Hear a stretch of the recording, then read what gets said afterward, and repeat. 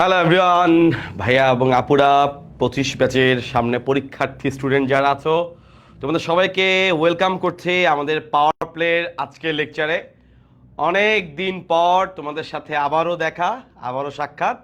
আমাদের আজকের লেকচার নগ্নবীজি আবৃতবীজি উদ্ভিদ এই অধ্যায় নিয়ে, এবং ইনশাল্লাহ আমরা এই অধ্যায়টাকে দুইটা ভাগে, আজকে এবং কালকে দুইটা ভাগে শেষ করব। এবারের প্যাটার্ন একটু আলাদা হবে আগের তুলনায়। আগে আমরা যেভাবে একদম গ্রসলি সব কিছু পড়তে গিয়ে দেখা গেছে পোলাপান অনেক সময় মানে যেটা নর্মালি ফেস করে, ওই মেইন পরীক্ষা ওরিয়েন্টেড পড়াশোনা একটু একটু বিশৃঙ্খলা দেখা যায়। এই জন্য আমি একদমই একদমই এক্সাম ওরিয়েন্টেড পড়াশোনা আজকে আমরা ইনশাল্লাহ করবো। ঠিক আমাদের এইচএসসি পরীক্ষায় যে জিনিসগুলো এমসিকিউতে মাস্ট আসে, যে জিনিসগুলো আমাদের সিকিউতে মাস্ট আসে, আমরা ওইটা বেসড করে ইনশাল্লাহ আগাবো। পাশাপাশি এডমিশনের এমসিকিউ জাস্ট এডমিশনের জন্য, সেটা তুমি যদি চাও তুমি যদি চাও সেটা অনেক ক্ষেত্রেই এইচএসসি পরীক্ষায় কিছুটা স্কিপ করতে পারবা এডমিশন পার্টটুকু, কিন্তু ইনশাল্লাহ মেইন পার্টটুকু যেটা সিকিউ এবং এমসিকিউতে আসে ওইটা স্কিপ করার সুযোগ নেই। এই জন্য আমি ওই স্টাইলে ইনশাল্লাহ পড়াবো, ঠিক আছে? তো এই অধ্যায়টা কিন্তু আমার মতে সিকিউ অ্যান্সার করার জন্য একদম বেস্ট একটা চ্যাপ্টার, কারণ এই অধ্যায় আসলে জিনিসপত্র সিকিউর জন্য কিন্তু খুবই কম, এবং সিকিউতে যে প্রশ্নগুলো আসে এগুলো ঘুরে ফিরে বারবার বারবার রিপিট হয়। কিন্তু এই অধ্যায় এমসিকিউগুলো একটা প্যাটার্ন ফলো করে ভাইয়া, যেটা বোর্ডে আসে একটা প্যাটার্নে, আবার এডমিশনে দেখা যায় একটু ভিতরে জিনিসপত্র থেকে প্রশ্ন দিয়ে দেয়। তবে এটাও হয়েছে যে এডমিশনে গিয়ে দেখা গেছে আমাদের বোর্ডের প্রশ্ন অনেক কমন আসছে। সেই জন্য আমাদের যদি প্রিপারেশনটা একটু গুছানো থাকে, আমরা যদি এখন থেকেই আমাদের নোট করে সুন্দর করে বড়টা গুছাতে পারি, বই থেকে দাগায় পড়তে পারি, আমার মনে হয় ইনশাল্লাহ এইচএসসি এবং এডমিশন তোমাকে কেউই এর মধ্যে আটকাতে পারবে না, ঠিক আছে? সো অনেকদিন পর তোমাদের সাথে দেখা। তোমরা সবাই কেমন আছো এবং তোমাদের পড়াশোনার অগ্রগতি কেমন সেটা একটু ভাইরে একটু কমেন্টে জানাতে পারো। আর আশা করি তোমরা সবাই বেশ ভালো আছো ইনশাল্লাহ। সামনে পবিত্র রমজান মাস আসতেছে। রমজান মাসে পড়াশোনার একটা প্যাটার্ন হবে, পড়াশোনার একটা নতুন সাইকেল আসবে, পড়াশোনার প্যাটার্নটা পরিবর্তন হবে। সেটা কেমন হবে না হবে সেটা আমি ইনশাল্লাহ তোমাকে ভিডিওতে জানাবো।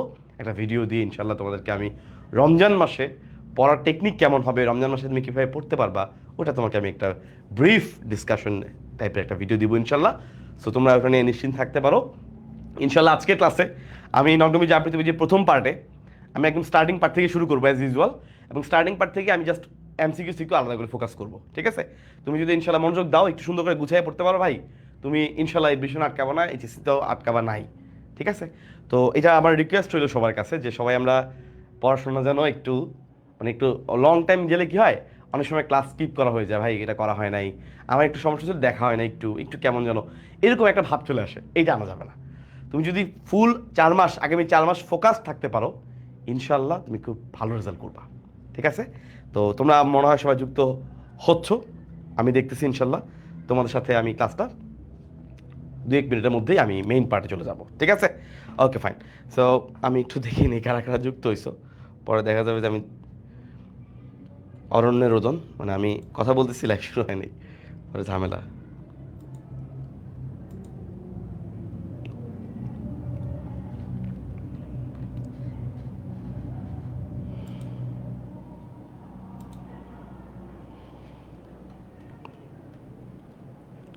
ওকে ইনশাল্লাহ। ওয়ালাইকুম আসসালাম আমার প্রিয় ভাইয়াপুর, আমি মাত্র কমেন্টগুলো দেখতেছি। ওয়ালাইকুম আসসালাম। ঠিক আছে ভাইজানেরা, আমরা হচ্ছে একটা কথা বলি। আমি আজকে ফার্স্টে ইনশাল্লাহ প্রথমে দেখাবো যে এই অধ্যায়ের প্যাটার্নটা কেমন হবে, হ্যাঁ? তারপর তুমি অধ্যায় অনুযায়ী আগাবা, মানে আমি ইনশাল্লাহ এভাবে আগাবো, তুমি এভাবে আগাবা, হ্যাঁ? একদম স্পেসিফিকভাবে আমরা ইনশাল্লাহ এই অধ্যায় শেষ করবো। তাহলে এই অধ্যায়ের নাম আমরা স্পেসিফিক অধ্যায় দিয়ে স্পেসিফিক মানে স্পেসিফিক কনসেপ্ট দিতে পারি, আমরা ওইভাবে কনসেপ্টে আগাবো। এই অধ্যায় এই জিনিসটা থেকে এইভাবে পরীক্ষা আসে, এটা এইভাবে পড়বা, এই 10টা পয়েন্ট বলে ইনশাল্লাহ হবে এইভাবে, ঠিক আছে? আর প্রত্যেকটা পয়েন্টের মধ্যে ব্যাখ্যা আছে, যেমন ভাই এটা হয়েছে, এটা কেন এটা হয়নি, মানে মনের মধ্যে অনেক প্রশ্ন আসে। তো ইনশাল্লাহ আমরা আজকে ওইসব প্রশ্ন ফোকাস করব। আমরা বোটানির পড়ি বলে জুলজির ক্ষেত্রে যেরকমভাবে মজা করে আমরা বডির সাথে রিলেট করি, যে তোমার বডিতে এই যে এদিকে কলিজা আছে, কিন্তু গাছের ক্ষেত্রে বলতে পারি না এই যে এদিকে আমাদের এই জাইলেম হচ্ছে এদিকে নাই জাইলেম। সো গাছের ক্ষেত্রে আমরা জিনিসটা একটু ফিল করার চেষ্টা করবো আসলে গাছে কেমনে থাকে, আসলে এই যে বলি স্পোরোফাইট, এই যে বলি স্পোরোফিল, এই আসলে জিনিসটা মানে কি আসলে, হ্যাঁ? এই যে আমরা বলি কি বলে স্ট্রোবিলাস শব্দ আছে, এগুলো মানে কি, আমরা যে আজকে এগুলো পড়বো, ঠিক আছে? ওকে।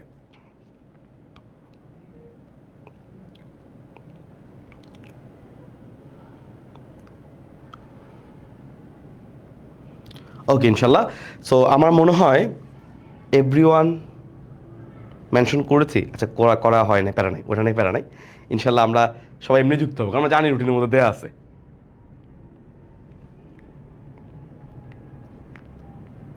ওকে ইনশাল্লাহ। সো এভরিওয়ান, বন্ধু বান্ধব, ছোট ভাই বোন, সবাই যুক্ত হন। আমি আলহামদুলিল্লাহ ভালো আছি, মোটামুটি আলহামদুলিল্লাহ ভালো আছি। ঠিক আছে, আচ্ছা ইনশাল্লাহ ঠিক আছে। সাউন্ড ঠিক আছে ভাইয়া?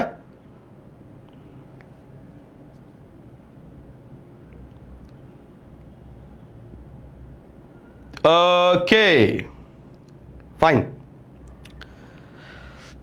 ঠিক আছে ঠিক আছে ঠিক আছে। বস, আমার প্রিয় স্যার ম্যাডামরা, আমি ক্লাসটা শুরু করছি ইনশাল্লাহ। তোমাদের সাথে আছি আমি doctor Abrar Hamim, MBBS from Dhaka medical college আলহামদুলিল্লাহ। এবং ইনশাল্লাহ তোমাদেরকে আমি এই পাওয়ার প্লেতে আমার বাকি অধ্যায়গুলো সুন্দর শেষ করবো।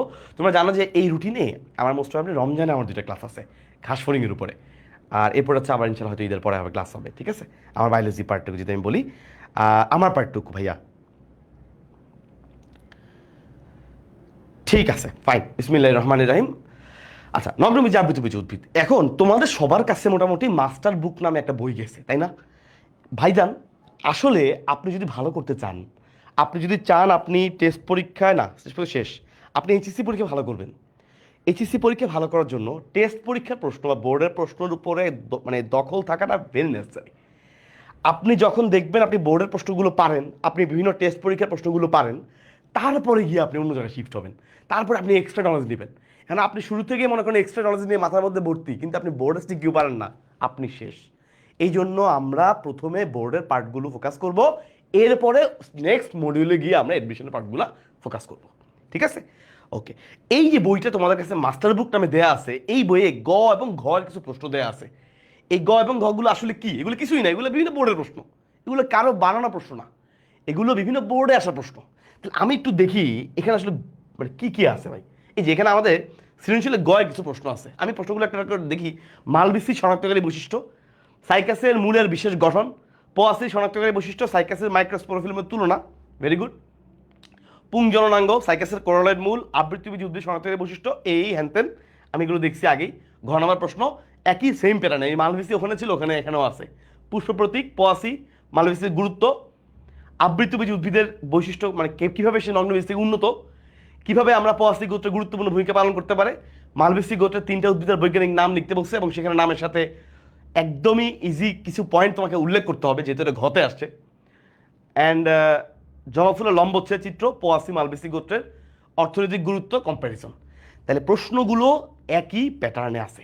আমরা একটা করে প্রশ্ন সলভ করার পরে ইনশাল্লাহ আমরা প্রশ্নগুলো টিক দিব। হ্যাঁ, কালকে ক্লাসে আমরা প্রশ্ন ঠিক দিব, আজকে আমরা একটা ব্রিফ ক্লাস নিব ইনশাল্লাহ। নেওয়ার পরে তুমি এই পড়াগুলো তুমি বাসার মধ্যে আজকে রিভাইজ দিবা, তারপর ইনশাল্লাহ কালকের দিনে রিভাইজ দিবা, আর কালকে ইনশাল্লাহ আমি তোমার টিক দিব যে এটা এটা পড়া হয়েছে। ঠিক আছে, তাহলে আমরা মোটামুটি ওভাবে আগাবো। আচ্ছা, তো বেসিক রিলেশনে যাওয়ার আগে আমরা প্রথমে আজকে অ্যাকচুয়ালি চলে যাব আমাদের ডেভেলপমেন্ট অফ চ্যাপ্টার। এটার মানে কি, আমাদের বোটানি বইটার মধ্যে যে অধ্যায়গুলো আছে এগুলোকে একটা সুন্দর সিস্টেমে দেওয়া আছে। কীভাবে দেওয়া আছে?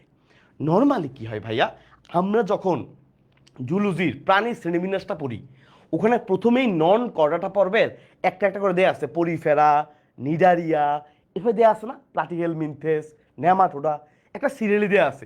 দিবা লিখা আছে যে প্রথম যেটা পরিফেরা, এটা বেশি খারাপ, এটার চেয়ে নিডারিয়া একটু উন্নত, এটার চেয়ে প্লাটিহেল মিনথেস আর একটু উন্নত। আস্তে আস্তে যখন আমরা কর্ডাটা পড়েছি, একদম সবার লাস্টে স্তন্যপায়ী প্রাণী, এবং সেটার মধ্যে মানুষ। তাহলে মানুষ তো সবচেয়ে বেশি উন্নত, তোমরা জানো। তাহলে বইটাকে সাজানো হয়েছে এমনভাবে যেন সবচেয়ে বাজে কোয়ালিটিটা প্রথমে থাকে এবং সবচেয়ে উন্নতটা চলে যায় একদম লাস্টে। আমাদের ক্ষেত্রেও ঠিক সেম কাহিনী হয়েছে। আমাদের যে শর্টের বাইরে কিছু অধ্যায় আছে, তোমরা জানো, অধ্যায় 5 আছে একটা। অধ্যায় 5 হচ্ছে শৈবাল ছত্রাকের উপরে, তোমরা দেখছো কিনা জানি না, শৈবাল এবং ছত্রাকের উপরে, শৈবাল ছত্রাকের উপরে অধ্যায় 5 আছে। অধ্যায় 6 যেটা, অধ্যায় 6 চ্যাপ্টার 6, এইটাও তোমাদের শর্ট সিলেবাসের বাইরে, কিন্তু একটু আইডিয়া থাকা ভালো। এই অধ্যায় 6 এটা হলো ব্রায়োফাইটা।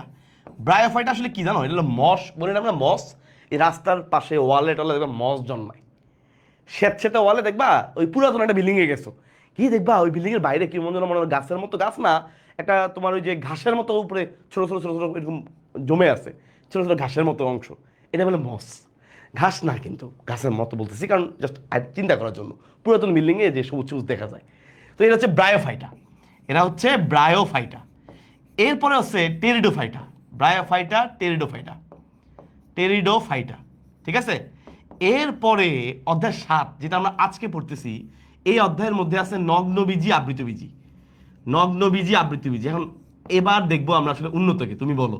বুঝতেই পারতেছো সবার লাস্টে আছে আবৃতবীজি, তার মানে সে হচ্ছে সবচেয়ে উন্নত।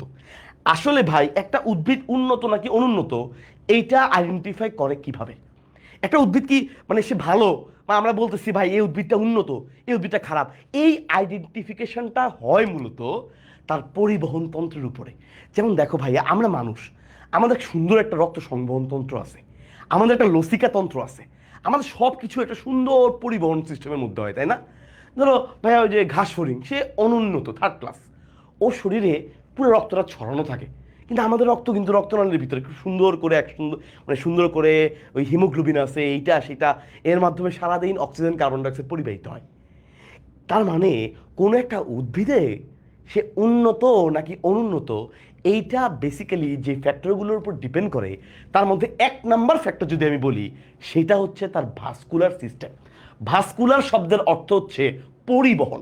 তাহলে তার পরিবহন তন্ত্রের উপর নির্ভর করে যে সেই গাছটা উন্নত নাকি অনুন্নত।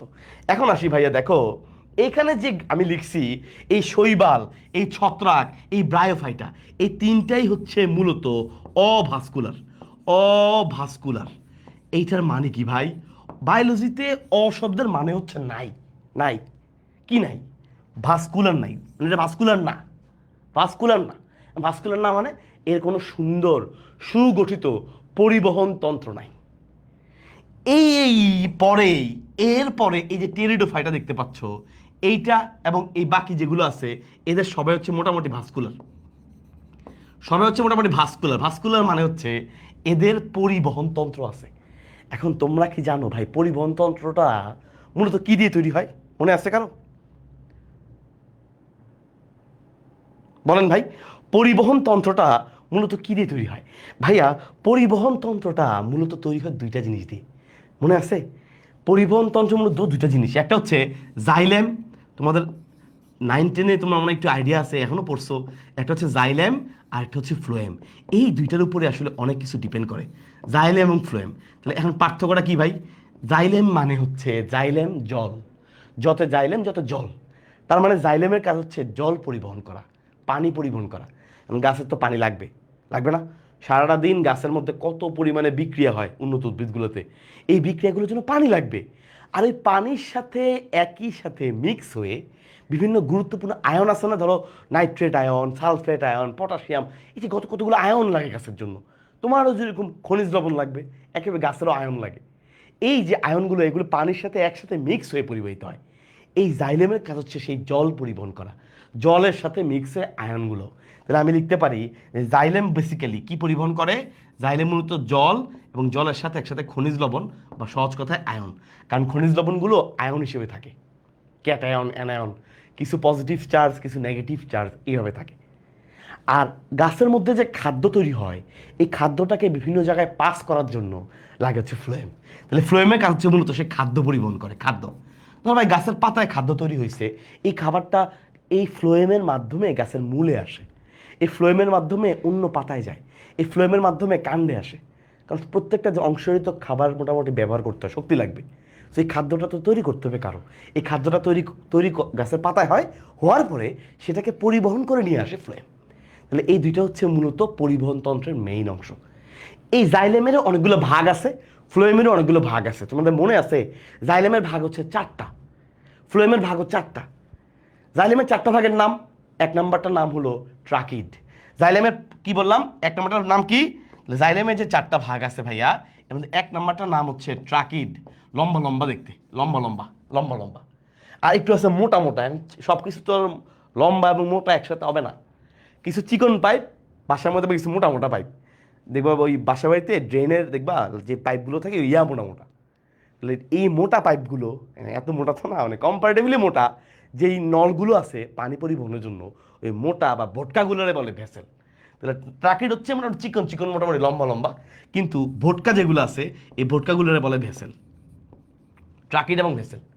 বাকি দুইটা সহজ, জাইলেম প্যারেনকাইমা, জাইলেম ফাইবার। বাকি দুটো আমি লিখবো না, কারণ এগুলো আমার এখন লাগবে না। আবার ফ্লোয়েমেরও 4টা ভাগ। প্রথমটা নাম হচ্ছে সিবনল। প্রথমটা নাম হচ্ছে সিবনল, নলের মতো আর কি। এটা এতটাই ভিতরে খালি, খাবার পরিবহন করার জন্য জায়গা লাগবে, এতটাই খালি যে ভিতরে নিউক্লিয়াসও নাই। কেন নিউক্লিয়াস নাই? কারণ একটা কোষের মধ্যে নিউক্লিয়াস তো জায়গা দখল করে। আমার এই নলটা একদম ক্লিয়ার রাখছে, কারণ খাবার তো বুঝেই এটা পানির তুলনায় একটা হেভি জিনিস। তাহলে খাবারটা সুন্দর করে পাস করার জন্য জায়গাটা একটু বেশি লাগবে, এই জন্য দেখা গেছে নিউক্লিয়াসই নাই। নিউক্লিয়াসটা যে জায়গা দখল করতো ওইটার হয় না, খালি জায়গা সিবনল। কিন্তু এইটাকে সাপোর্ট দেওয়ার জন্য একটা কোষ আছে, নাম হচ্ছে সঙ্গী কোষ। সঙ্গী কোষ। আর বাকি দুইটা আমি লিখতেছি না, বাকি দুটো আগের মতো, ফ্লোয়েম প্যারেনকেমা, ফ্লোয়েম ফাইবার, এটাও same. Phloem xylem parenchyma, xylem fibre, এটা আমার লাগবে না এখানে। তাহলে এই হচ্ছে জাইলেম ফ্লোয়েমের পার্ট। এখন ভাইয়া তাহলে আপনি বলতেছেন আবৃতবীজি হচ্ছে সবচেয়ে বেশি উন্নত, সবচেয়ে বেশি হাই ক্লাস, সবচেয়ে বেশি বস, বস হচ্ছে আবৃতবীজি। তাইলে ভাই পার্থক্যটা কোথায়? দুইজনে সবারই তো ভাস্কুলার। পার্থক্য হচ্ছে আবৃতবীজি উদ্ভিদ, এই আম গাছ, জাম গাছ, কাঁঠাল গাছ, এদের মধ্যে জাইলেমের 4টে উপাদানের 4টাই আছে। ফ্লোয়েমের যে 4টা ভাগ, 4টা ভাগের সবগুলো ভাগই আছে, সব কিছুই আছে, একদম সম্পূর্ণ গাছ, একদম বস্ত হওয়া যারা বলে সব কিছুই আছে এর মধ্যে। কিন্তু এই যে নগ্নবীজি উদ্ভিদ বা টেরিডোফাইটা, এদের মধ্যে ঝামেলা, এদের মধ্যে কিছু জায়গায় শর্ট আছে। যেমন নগ্নবীজির ক্ষেত্রে কি শর্ট আছে জানো? এই যে এটা, এই ভ্যাসেল যেটা, এইটা আবার নগ্নবীজিতে নাই। আবার এখানে ফ্লোয়েমের মধ্যে সঙ্গীকোষ যেটা, এটা আবার নগ্নবীজির মধ্যে নাই। তাহলে এই দুইটা গ্যাপ আছে, এই জন্য নগ্নবীজি একটু একটু অনুন্নত। এবং নামের মধ্যে লিখে আছে নগ্ন। তো যে নগ্ন হয়ে ঘুরে বেড়ায়, যেমন ধরো পশু পাখি, কুকুর, বিড়াল, ওরা তো নিশ্চয়ই মানুষের চেয়ে উন্নত, কম কম উন্নত, অনুন্নত। কারণ মানুষ তো নিজেকে আবৃত করে রাখে, তাই না? সেটা নাম দেখলেই বোঝা যায়। তার মানে নগ্নবীজি অনুন্নত হওয়ার পেছনে একটা গুরুত্বপূর্ণ কারণ হলো এইটা, 2 নাম্বার এবং 2 নাম্বার, দুইজনেরই 2 নাম্বার পার্টটা নাই। তাহলে ট্রাকিড আছে, ভেসেল নাই, বাকিগুলো আছে। আবার এই যে সিগনাল আছে, সঙ্গীকোষ নাই। এগুলার কারণে নগ্নবীজি একটু অনুন্নত, আবৃতবীজি কম্পারেটিভলি উন্নত। ঠিক আছে?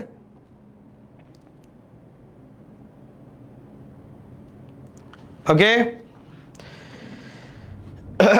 ওকে, ইনশাল্লাহ।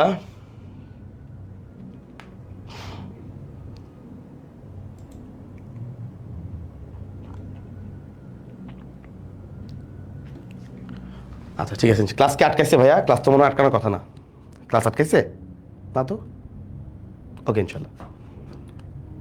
ওকে, তাহলে কি বললাম? তাহলে ভাইয়া আমাদের আবৃতবীজি উদ্ভিদ কেন উন্নত? কারণ আবৃতবীজি উদ্ভিদে জাইলেমের যে 4টা অংশ থাকার কথা, 4টাই আছে।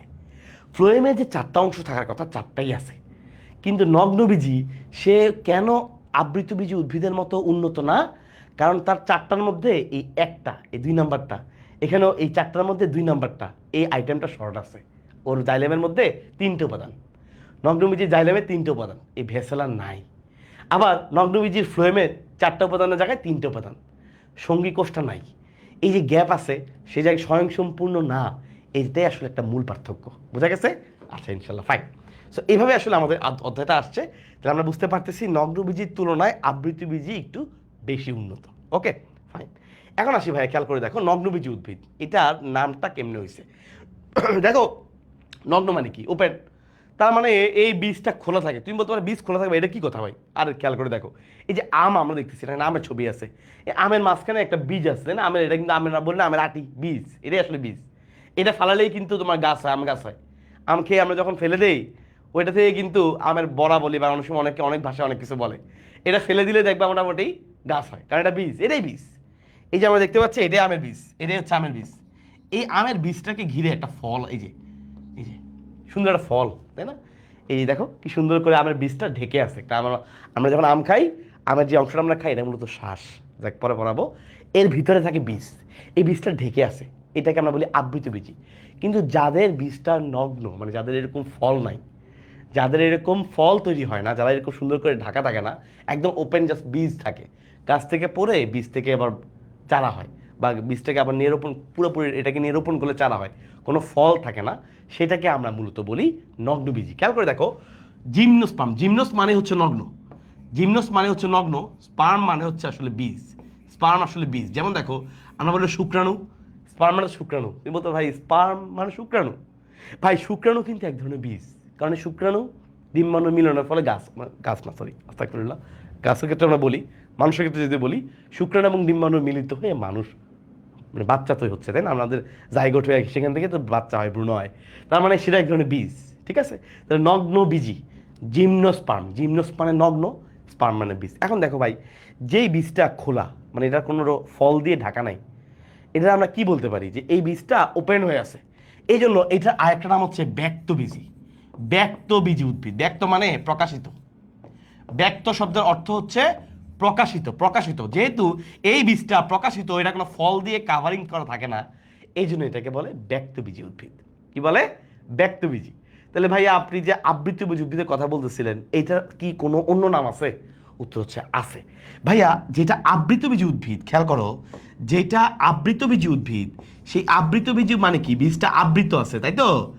এইটা আবৃত আছে মানে এই বীজটা ফল দিয়ে ঢাকা আছে, লুকায়িত আছে বীজটা। এই জন্য আবৃত বীজ মানে যেহেতু বীজটা লুকায় আছে, ফলের মধ্যে ঢুকে আছে, কেউ গোপন করে রাখছে, এই জন্য এইটার আরেকটা নাম হলো গুপ্তবীজি। বীজটা গুপ্ত, লুকায়িত, গুপ্তবীজি উদ্ভিদ। বুঝতে পারছো? এটা হচ্ছে দুইটা নাম। এখন ভাইয়া বাংলাদেশে আসলে কোনটার সংখ্যা বেশি? তোমার কি মনে হয় কোনটা বেশি, নগ্নবীজি নাকি আবৃতবীজি? ভাইয়া বাংলাদেশে আবৃতবীজির সংখ্যা বেশি। এই যে আম, জাম, কাঁঠাল, তুমি আশেপাশে যে গাছগুলোর মেনলি চিনো, এরা ম্যাক্সিমাম ম্যাক্সিমাম না মানে ধরো 99%ই তুমি যা চিনো সবই আবৃতবীজি। ভাই ধান গাছ, এটাও আবৃতবীজি। ভাই গম, ঘাস যা তুমি চিনো আশেপাশে মোটামুটি, যেগুলো তুমি চিনো না এগুলো দেখো নগ্নবীজি, আর যেগুলো তুমি চিনো আশেপাশে আছে এগুলো সবই ম্যাক্সিমাম আবৃতবীজি। তো এই জন্য বাংলাদেশে কিন্তু নগ্নবীজির সংখ্যা খুবই কম। বাংলাদেশে নগ্নবীজির মাত্র 5 প্রজাতি পাওয়া গেছে, মাত্র 5, অনলি 5 বাংলাদেশে। তাহলে বাংলাদেশে পাওয়া গেছে মাত্র 5 প্রজাতি নগ্নবীজি, কিন্তু আবৃতবীজি তো অনেক অনেক। তাহলে এই জন্য দেখা যায় আবৃতবীজি উদ্ভিদ পাওয়া গেছে বাংলাদেশে প্রায় 4000 প্রজাতি। 4000, অনেক ভাই, অনেক প্রজাতি। তো এটা গুণে শেষ করা যাবে না, ঠিক আছে? আচ্ছা, তাহলে এখন আমরা সরাসরি নগ্নবীজির ভাগে চলে যাই। এগুলো মূলত আমাদের এমসিকিউ, এগুলো এমসিকিউ পার্ট। তো আমরা এখানে আসলে কি পড়বো? এখানে সিকিউতে মূলত আসে সহজ কথায় নগ্নবীজি উদ্ভিদের বৈশিষ্ট্য, আবৃতবীজি উদ্ভিদের বৈশিষ্ট্য, এই দুটার মধ্যে পার্থক্য, আর আমাদের সাইকাস। নগ্নবীজি উদ্ভিদের একটা উদাহরণ হচ্ছে সাইকাস, সেই সাইকাস থেকে আমাদের প্রশ্ন আসবে। সাইকাসের বৈশিষ্ট্য আমরা পড়বো, সাইকাসের মূল একটু স্পেশাল, কেন স্পেশাল সেটা আমরা পড়বো। আমাদের প্রথম অংশটা শেষ, ঠিক আছে? চলো ইনশাল্লাহ আমরা পড়ি।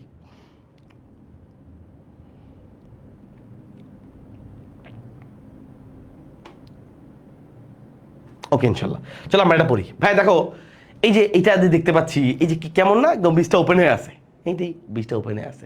তাহলে আমরা প্রথমে আসলে আমরা পড়বো নগ্নবীজি উদ্ভিদের একটা সুন্দর ক্লাসিফিকেশন, 4টা সুন্দর ভাগ আছে, সেই ভাগটা আমরা পড়বো, সেই ভাগটা পড়ে আমরা পরের টপিকে যাব। আসলে ভাইয়া এই যে নগ্নবীজি উদ্ভিদ, এটা যে 4টা ভাগ, 4টা বড় বড় গোত্রে ভাগ করছে, সেই 4টা নাম মূলত এমসিকিউতে আসে।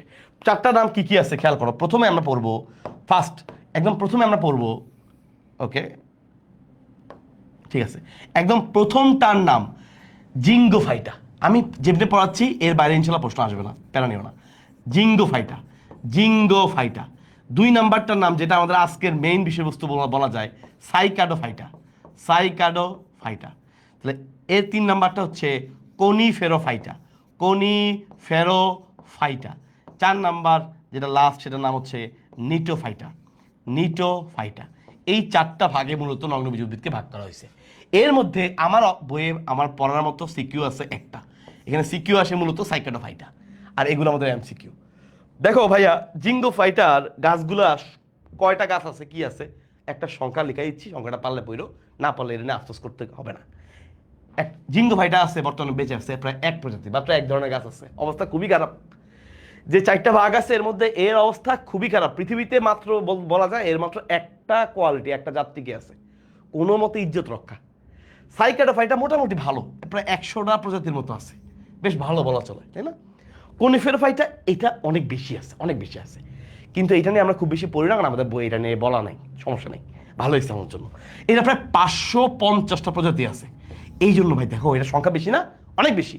এই জন্য পৃথিবীতে কনিফার বন আছে, এই বন, এই বনের সকল গাছ কনিফেরোফাইটা, সকল এই সবগুলো গাছ মিলে একটা বন হয়েছে এরকম কনিফার বন। এই জন্য ভাই এটা সংখ্যাটাও বেশি, কারণ বুঝলেন একটা বন হয়ে গেছে, কি পরিমাণ গাছ, আর কি পরিমাণ গাছ বেশি, গাছ যত বেশি হবে এটা কোয়ালিটি তত চেঞ্জ হবে, অনেক কিছু নতুন নতুন বিভিন্ন জাত থাকবে, তাই তো? ওকে, নেটোফাইটা এটা অবস্থা খুব বেশি ভালো না, এটা 70টা প্রজাতি আছে। নেক্সট কথা হচ্ছে ভাইয়া এদের মধ্যে কি আসলে কোনো মিল আছে কিনা। ভাইয়া প্রথম কথা হচ্ছে, প্রথম যে দুইটা তুমি দেখতে পাচ্ছ জিঙ্গোফাইটা এবং সাইকাডোফাইটা, এই দুইটার মধ্যে একটা ভালো মহব্বত আছে, তার মধ্যে একটা মিল আছে। আবার পরের দুইটার মধ্যে একটা মিল আছে, সেই মিলটা আমি পড়বো। ভাইয়া প্রথম দুইটা মানে আমাদের আজকের যে সিকিউর মেইন টপিক সাইকাডোফাইটা, ওর সাথে ওই যেটা অবস্থা খুবই খারাপ করুণ অবস্থা জিঙ্গোফাইটা, এই দুইজনের একটা কমন মিল হচ্ছে এদের শুক্রাণু মানে স্পার্ম, স্পার্ম মানে শুক্রাণু, এর মধ্যে ফ্লাজেলা আছে। এদের শুক্রাণুর মধ্যে কি আছে? শুক্রাণুর মধ্যে কি আছে? ফ্লাজেলা আছে। এখন বলতে পারো ভাই ফ্লাজেলা আছে, ফ্লাজেলা আবার কি? ফ্লাজেলা আবার কি? ফ্লাজেলা হচ্ছে সহজ কথায় চলনশীল অঙ্গ, মানে চলনশীল একটা অঙ্গের এক্সট্রা বর্ধিত অংশ। কিরকম? আমাদের বিভিন্ন কোষ আছে না ভাই, আমাদের ধরো বিভিন্ন পরিপাকে সংশ্লিষ্ট বা আমাদের বিভিন্ন রকমের বডিতে এই শ্বসন শ্বসন নালী, এগুলোতে বিভিন্ন রকমের কিছু এমন কিছু কাঠামো আছে চুলের মতো, বা চুল হচ্ছে একটু মোটা, শুধু চুলের মতো বলা যাবে না, চুলের মতো যেগুলা এগুলোর নাম সিলিয়া। এই যে একটু মোটা কাঠামো, ধরো আমাদের যদি কোষ হয়ে থাকে, এটা একটা কোষ হয়ে থাকে, দেখেছি কোষের মধ্যে এরকম করে বেড়েছে, এরকম এরকম করে বেড়েছে, এরকম করে বেড়েছে। এর কাজ কি জানো? এর কাজ হচ্ছে এরা এভাবে করে নড়াচড়া করতে পারে। তাহলে ফ্লাজেলা আসলে এমন একটা জিনিস, এমন একটা বর্ধিত অংশ যেটা নড়াচড়া করতে পারে, এরকম মুভমেন্ট করতে পারে, এটা বলে ফ্লাজেলা, যেটার মুভমেন্ট পসিবল, এইভাবে এভাবে নড়তে পারে। তাহলে বলতে পারো ভাই শুক্রাণু নড়তে পারে? অবশ্যই। তুমি মানুষের শুক্রাণুর ছবি তো সবাই জানো, মানুষের শুক্রাণু কেমন হয়? স্পার্ম, এই যে এই মাথা একটা থাকে আর এরকম এরকম লেজ থাকে, এটা লেজ। এই লেজ যদি না থাকতো তাহলে কিন্তু শুক্রাণু কখনোই গিয়ে ডিম্বাণুকে নিষিক্ত করতে পারতো না, সে ডিম্বাণুর কাছে যাইতেই পারতো না। ওর এরকম লেজ আছে বলে সে তিরিং বিরিং করে চলে যায়। একই কথা ভাই, গাছের শুক্রাণুর মধ্যে, যে সকল গাছের শুক্রাণুতে ফ্লাজেলা আছে, মানে কি নড়াচড়া করার জিনিস আছে, এই শুক্রাণুগুলা চলতে পারে, এই শুক্রাণুগুলা চলনশীল, এই শুক্রাণুগুলা চলতে পারে। কিন্তু এইখানে বাকি যে দুইটা আছে এদের শুক্রাণু চলতে পারে না। তাহলে শুক্রাণুর মধ্যে কারণ কি? কারণ শুক্রাণুর মধ্যে ফ্লাজেলা নাই। কারণ হচ্ছে শুক্রাণুর মধ্যে কি নাই? শুক্রাণুর মধ্যে ফ্লাজেলা নাই। যেহেতু শুক্রাণুর মধ্যে ফ্লাজেলা নাই, ফ্লাজেলা বিহীন, এই জন্য এরা চলতে পারে না, এই জন্য এরা চলতে পারে না, মানে চলতে পারে না। এবং এটা কিন্তু এই বৈশিষ্ট্যটা কিন্তু আবৃতবীজী উদ্ভিদের সাথে মিলে যায়। তাহলে এরা কিন্তু এই যে লাস্টের দুইজন, এরা কিন্তু একটা দিক থেকে ওরা আবৃতবীজী উদ্ভিদের বন্ধু, এরা একটা দিক দিয়ে আবৃতবীজী উদ্ভিদের সাথে মিলে গেছে, এদের শুক্রাণু ফ্লাজেলা বিহীন। এরা না আবৃতবীজী উদ্ভিদের কিন্তু এই কাহিনী, আবৃতবীজী উদ্ভিদের শুক্রাণু ফ্লাজেলা নাই। এই জন্য এটা হয় না যে এক আম গাছ থেকে দৌড়াই দৌড়াই শুক্রাণু গিয়ে আরেক আম গাছে পড়লো, এটা হয় না। ঠিক আছে, ওকে ওকে নিয়ে যেতে হয়, ওর কিন্তু পরাগায়ন করতে হয়। ওকে পাখি এসে বা যে কোনো একটা, ধরো পাখি হইতে পারে, তোমার মৌমাছি হইতে পারে, তারা এসে নিয়ে গিয়ে আরেকটা ফুলে দিয়ে আসে, কারণ ওর শুক্রাণু চলতে পারে না, অবস্থা খুবই খারাপ। ঠিক আছে, ওকে ইনশাল্লাহ পারবো সবাই। আচ্ছা এখন আসি, জিঙ্গোফাইটার যে একটা জাত আছে, এই একটা জাতের নাম পড়ো, যেহেতু মাত্র যার আছে একটা, যার আছে মাত্র একটা জিনিস, তার অবশ্যই নামটা পড়া উচিত।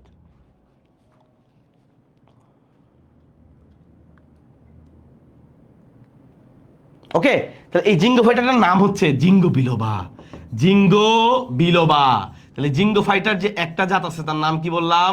তার একটা নাম হচ্ছে জিঙ্গো বিলোবা, এটা একটা বললে হবে। এখন যেহেতু ভাই একটা মাত্র আছে, এই জন্য বিজ্ঞানীরা কি করছে, যেহেতু এগুলো জাত কম, এর একটা নাম আছে ভাই, এদের একটা নাম, যারা টিকে আছে এখন পর্যন্ত লড়াই সংগ্রাম করে টিকে আছে, ওদেরকে সুন্দর করে একটা শব্দ নামে দিয়ে ডাকা হয়। এই শব্দটার নাম হলো জীবন্ত ফসিল, জীবন্ত ফসিল, জীবন্ত ফসিল। এই কথাটার মানে কি?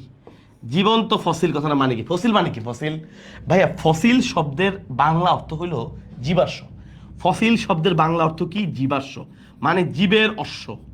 ছাই, ছাই ছিল না? ছাই, কোনো কিছু পোড়ায় ফেললে দেখবা ছাই পড়ে থাকে, এর কাইন্ড অফ ওই রকম। মানে জীবন্ত কেন?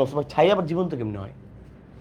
কারণ এইখানে এই জাতের যারা ছিল সব মরে ভূত হয়ে গেছে, সব অনেক আগে পৃথিবী থেকে ধ্বংস হয়ে মারা টারা গিয়ে ওরা একদম ফসিল জীবাশ্ম হয়ে ওরা মাটির তলে।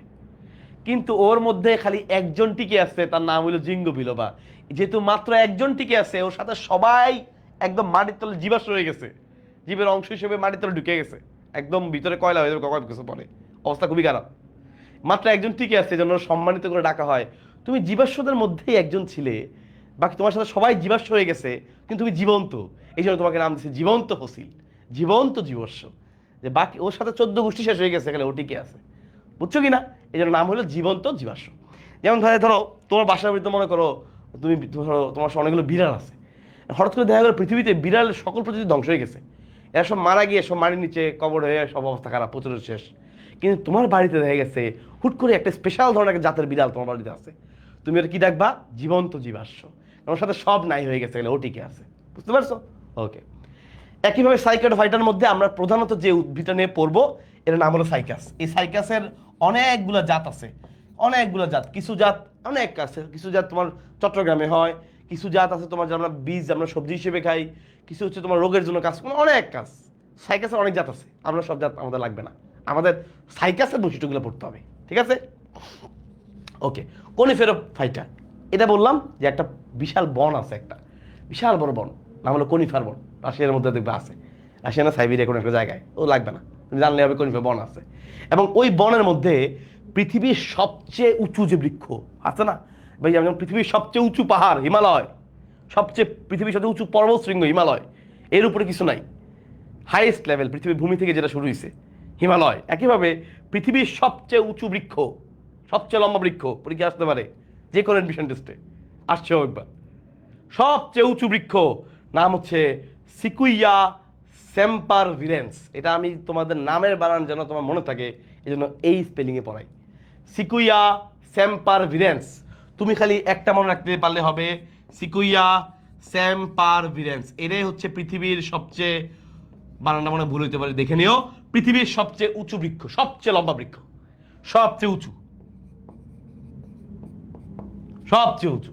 ঠিক আছে? এখন তুমি কিভাবে মনে রাখবা? সেম্পারভিরেন্স, ভীরু। এই বৃক্ষের উপরে উঠতে পারবে এমন সাহস আসলে কেউ নাই, সবাই গাছের কাছে ভীরু, এত উঁচা বৃক্ষ সেম্পারভিরেন্স। ঠিক আছে? তাহলে ইনশাল্লাহ আর ভুল হবে না। ওকে, ভিরেন্স নামে মনে হয় আইএনসি, তাই না? তাহলে একটু নামটা ঠিক করে নিও, সেম্পারভিরেন্স। ওকে, ঠিক আছে। তাহলে ভীরু, এই গাছের কাছে উঠতে পারবে, এই গাছের মধ্যে উঠতে পারবে এমন সাহসী কেউ নাই, এই গাছের কাছে সবাই ভীরু হয়ে গেছে, সিকুইয়া সেম্পারভিরেন্স। ওকে। নেটোফাইটা, এইটা অনেকটা আবৃত উদ্ভিদের মতো। এটা দেখো বলবো না আস্তে আস্তে একটু উন্নত হয়, তো এটার বৈশিষ্ট্যগুলো অনেক দিকে আবৃত মিলে, এটার পাতাগুলো দেখতে আবৃত উদ্ভিদের মতো। আমরা এখন একটু দেখবো, চলো। চারটা বিভাগ আমরা আমাদের পড়ছি, পারবো তো? চলো আমরা একটু প্রশ্ন করি। ওকে, লেটস আস্ক। বলো তো ভাইয়া, কে বলতে পারবা সাইকাডোফাইটার কয়টা প্রজাতি বর্তমানে টিকে আছে? বলো দেখি। আমরা সাইকাডোফাইটার কয়টা প্রজাতি বর্তমানে টিকে আছে বলেন। সাইকাডোফাইটার কয়টা প্রজাতি টিকে আছে, কে বলতে পারবে দেখি? বলেন ভাইজান, সাইকাডোফাইটার কয়টা প্রজাতি বর্তমানে টিকে আছে?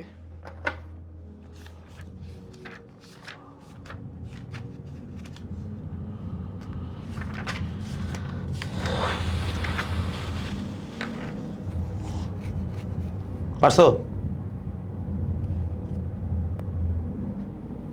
100টা, তাই না? Very good, very good, very good.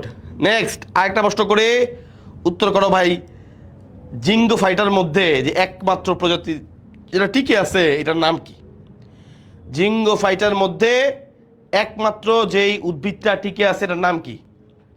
জিঙ্গো fighter মধ্যে একমাত্র যে ব্যক্তি টিকে আছে, যারা তুমি সম্মান করে ডাকো জীবন্ত ফসিল, এইটার নামটা কি? মাশাল্লাহ মাশাল্লাহ, এটার নাম হচ্ছে জিঙ্গো বিলোবা। জিঙ্গো বিলোবা। তাহলে আলহামদুলিল্লাহ 4টা পর্বে একটা বেসিক আইটেম শেষ। তবে একটু আমরা নিটোফাইটা যেটা পড়তেছিলাম এটা একটু আমরা পড়বো, আবার একটু পড়তেছি, খেয়াল করে দেখো। এইটা আমরা এখন ইপিএড পড়বো। এই যে জিঙ্গো বিলোবা, এই হচ্ছে জিঙ্গো বিলোবা গাছটা, এই হচ্ছে সে জিঙ্গো বিলোবা। এটা আমরা পড়ছি, তাই না? মাত্রই তুমি এটা পারছো, তার মানে তুমি এটা আলহামদুলিল্লাহ পারবা, শেষ। Very good. নেক্সট আসি নিটাম। এই হচ্ছে নিটাম, নিটোফাইটা নিটাম। তার মধ্যে এই হচ্ছে একটা উদ্ভিদ, তার মধ্যে একটা খুবই ইম্পর্টেন্ট উদ্ভিদ, নাম হলো ইপিহেড্রা। আমি নামটা একটু আবার লিখতেছি। তাহলে নাম হচ্ছে, উদ্ভিদের নাম হচ্ছে ইপিহেড্রা। ইপিহেড্রা। এটা কেন ইম্পর্টেন্ট ভাইয়া? কারণ হচ্ছে এইটার একটা স্পেসিফিক বৈশিষ্ট্য হচ্ছে এখান থেকে অ্যাজমা হলে, কারোর যদি শ্বাসকষ্ট থাকে, কারোর যদি শ্বাস নিতে কষ্ট হয়, শ্বাসকষ্ট একটা ওষুধ আছে ভাইয়া, এইখান থেকে পাওয়া যায়। এইটার নামের সাথে মিল আছে, তো এটা পড়া নিয়ে কোনো প্যারা নাই। এই ইপিহেড্রা উদ্ভিদ থেকে একটা শ্বাসকষ্টের ওষুধ তৈরি করে, এই ওষুধটার নাম হলো ইফেড্রিন। ইফেড্রিন তাহলে ইপিহেড্রা থেকে শ্বাসকষ্টের একটা ওষুধ তৈরি করে। কিসের ওষুধ বললাম? শ্বাসকষ্ট। শ্বাসকষ্ট কারা আছে? এই অ্যাজমা বা শ্বাসকষ্টের একটা ওষুধ তৈরি করে নাম হলো ইফেড্রিন। এই জন্য ইপিহেড্রাটা ইম্পর্টেন্ট। তুমি বলতে পারো ভাই ইপিহেড্রা শ্বাসকষ্টের ওষুধ, শ্বাসকষ্টের ওষুধ। আমি বলতে পারো ভাই ইপিহেড্রা ইম্পর্টেন্ট হওয়ার কি আর কোনো কারণ আছে? আছে। আমি একটু পরে পড়াবো যে নর্মালি নগ্নবীজি উদ্ভিদের ক্ষেত্রে, নগ্নবীজি উদ্ভিদের ক্ষেত্রে দুই নিষেক হয় না, দ্বিনিষেক হয় না। দ্বিনিষেক কি জিনিস দেখাচ্ছি। দ্বিনিষেক হয় না, কিন্তু ইপিহেড্রার এক্ষেত্রে একটু একটু পার্থক্য। ও আবৃতবীজী উদ্ভিদের মতো ওর মধ্যেও দ্বিনিষেক হয়। তাহলে নর্মালি একটা শ্বাসকষ্টের ওষুধ, আরেকটা কি বললাম যে তার ক্ষেত্রে দ্বিনিষেক দেখা যায়। দ্বিনিষেক এটা আসলে কি জিনিস আমি এখনই পড়াচ্ছি, কোনো প্যারা নাই, কিন্তু মনে রাখো এই দ্বিনিষেকটা মূলত আবৃতবীজী উদ্ভিদের বৈশিষ্ট্য। আম, জাম, কাঁঠাল এসব গাছের বৈশিষ্ট্য। ঠিক আছে, এই যে আবৃতবীজী উদ্ভিদের বৈশিষ্ট্য। ভাই এক সহজ কথা বলি, এই দ্বিনিষেক হয় বলেই, এই দ্বিনিষেক হয় বলেই, সহজ কথা দ্বিনিষেক হয় বলেই আমরা যে আম খাই না, আম, এই আম, জাম, এই যে ফলের অংশটা আমরা পাই, এখানে একটা বিশাল অবদান দ্বিনিষেকের। এটার ভিতরে, এটার কারণে যে শ্বাস তৈরি হয় ট্রিপ্লয়েড থাকে, আমি দেখাচ্ছি। তাহলে দ্বিনিষেকটা মূলত কার কারণে হয়? দ্বিনিষেকটা মূলত আবৃতবীজী উদ্ভিদের বৈশিষ্ট্য, কিন্তু ইপিহেড্রার মধ্যেও হয়। তাহলে আমাদের আলহামদুলিল্লাহ দুইটা জিনিস গেল। এই হচ্ছে ইপিহেড্রা উদ্ভিদ। এই উদ্ভিদ তোমার লাগবে না, কিন্তু এই উদ্ভিদ থেকে শ্বাসকষ্টের ওষুধ যে তৈরি হয়, এই তুমি আমার মুখ থেকে 2-3 বার শুনলা, তোমার মাথার মধ্যে মনে থাকবে যে ভাই হ্যাঁ আমি পড়াইছি ক্লাসের মধ্যে শ্বাসকষ্টের ওষুধ ইপিহেড্রা। ইপিহেড্রা তুমি ভুলে গেলেও দেখবা পরীক্ষায় যদি তুমি এমসিকিউতে 4টা অপশনে ইপিহেড্রা পাও, মাথার মধ্যে ঘুরবে। ইপিহেড্রা থেকে পাওয়া যায় ইফেড্রিন। এটা নামের মধ্যে মিল আছে, ওটা মুখস্থ করতে হবে না। কিন্তু এটা একটু দেখবা যে দ্বিনিষেক হয় আবৃতবীজির মতো। আমাদের নর্মালি নগ্নবীজির মধ্যে দ্বিনিষেক হয় না। ঠিক আছে? আচ্ছা, এখন আমরা দেখব আমাদের নগ্নবীজি উদ্ভিদের একটা স্পেশাল বৈশিষ্ট্য আছে। একটা স্পেশাল বৈশিষ্ট্য, আমি সবগুলো বৈশিষ্ট্য পড়াবো, তার মধ্যে এইটাও একটা স্পেশাল বৈশিষ্ট্য। এটা হলো লিফ স্কার। লিফ স্কার। ভাই ধরো তোমার কোনো একটা সার্জারি হয়েছে, অপারেশন হয়েছে, এদিক দিয়ে অপারেশনটা করছে বা এদিক দিয়ে অপারেশন করছে, করে এই জায়গাটা কাটছে, কেটে কোনো একটা অপারেশন হয়েছে, আল্লাহ মাফ করুক, হওয়ার পরে সেলাই করছে, সেলাই তো করেই, এই সেলাইয়ের দাগ দেখবে অনেক দিন থেকে যায়, তাই না? বা তুমি যদি কোনো একটা জায়গায় ব্যথা পাও, কোনো একটা জায়গায় কেটে যায়, ওইটার ক্ষত কিন্তু অনেক দিন থেকে যায়। এই যে একটা দাগ, কোনো একটা জিনিস অপারেশন করে সেলাই করছে, একটা দাগ থাকে, দাগটাকে বলে স্কার মার্ক। কি বলে? স্কার মার্ক। স্কার মানে হচ্ছে সহজ কথায় একটা দাগ পড়ে যায়, স্কার মার্ক। ঠিক আছে? স্কার পুরাতন একটা দাগ, পুরাতন কিছু একটা দাগ পড়ে গেছে, স্কার মার্ক। এবং এই মার্ক দেখে অনেক সময় অনেক মানুষকে বোঝা যায়। যেমন ধরো একই দুইটা, ধরো কোনো একটা বিশাল ধস হয়েছে, আল্লাহ মাফ করুক, রানা প্লাজার ধসের মতো, তো অনেক মানুষ সেখানে মারা গেছে। অনেক মানুষকে বডি আসলে চেহারা দেখে চিনার উপায় নাই, কিন্তু ধরো কয়েকটা লাশের মধ্যে একটা লাশের হাতের মধ্যে একটা আগের একটা কাটা দাগ আছে, ওইটা দেখে বুঝতে পারবে যা তার আত্মীয় স্বজন যে এটা ওর শরীরের অংশ। এই যে স্কার মার্ক। ঠিক আছে? অনেকের জন্মগত অনেক দাগ থাকে, বার্থ মার্ক, সেটা ভিন্ন কথা। একইভাবে যদি কারো অপারেশন হয় তখন মার্ক দেখা যায়। এখন লিফ স্কার, লিফ মানে হইলো পাতা, তাহলে পাতার দাগ, ভাই এটা আবার কি কাহিনী? এটাই পাওয়া যায় নগ্নবীজির মধ্যে। এটা নগ্নবীজি উদ্ভিদের একটা স্পেসিফিক বৈশিষ্ট্য। এটা মানে কি খেয়াল করো ভাই, এই যেটা গাছ দেখতে পাইতেছো, এই যে দেখো, ধরো এখানে একটা গাছ, গাছের এখানে দুই পাশে পাতা ছিল। এখন যখন একটা গাছটা আরো বড় হয়েছে, তখন দেখা গেছে পাতাগুলা পড়ে গেছে। হয়তো নিচের পাতাগুলো পড়ে যায়, উপরে আরো পাতা হয়, এটাই তো নর্মাল। গাছের তো শুরুতে যেন পাতা থাকে নিচের দিকে, আজীবন কি নিচের দিকে পাতা থাকে? থাকে না। গাছ যখন বড় হয়, নিচের পাতাগুলো ঝরে পড়ে গেছে, মনে করো পড়ে গেছে। নিচের পাতাগুলো যখন পড়ে যায়, তখন ওই যে গাছের পাতার যে গোড়াটা, পাতার যে মাথাটা, যে পাতার যে বোটাটা, এই পয়েন্টে একটা দাগ থেকে যায়। এই দাগটা যায় না, থেকে যায়। এই বৈশিষ্ট্যটাকে বলে লিফ স্কার। এই যে পাতার দাগ থেকে যাওয়া, পাতা পড়ে গেছে কিন্তু পাতার দাগটা রয়ে গেছে, এই বৈশিষ্ট্যটাকে বলা হয় লিফ স্কার, পাতার দাগ। এইটা নগ্নবীজি উদ্ভিদের বেলায় পাওয়া যায়। তুমি আম গাছে দেখবে এটা নাই। আম গাছের শুরুতে কত পাতা ছিল, এই কোনো পাতা দাগই দেখবে নাই, কিন্তু নগ্নবীজির মধ্যে তুমি এরকম স্পষ্টভাবে এরকম লিফ স্কার দেখতে পাবা। ক্লিয়ার?